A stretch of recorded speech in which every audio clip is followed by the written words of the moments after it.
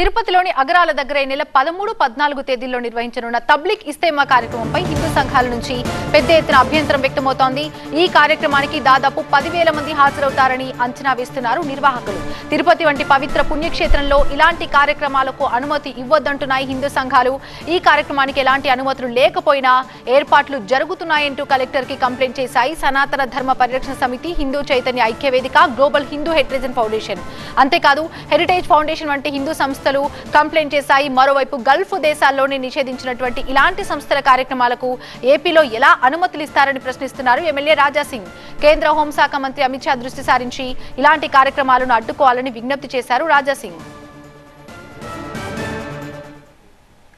ఆర్గనైజేషన్లు మన తిరుపతి దేవస్థానంలో ఒక పెద్ద కార్యక్రమం పెట్టడానికి గవర్నమెంట్కే పర్మిషన్ అడిగిందంటే అసలు గవర్నమెంట్ వీళ్ళకి పర్మిషన్ ఇచ్చిందా లేదా ఇవాళ మేము అడుగుతున్నాము.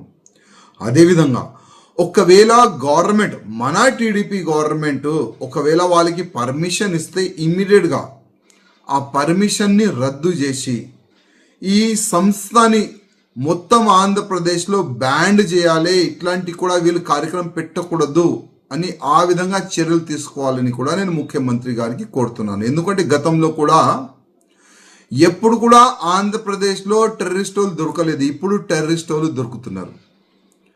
సెకండ్ టెర్రరిస్ట్ అడ్డా మన ఆంధ్రప్రదేశ్ తయారవుతుంది.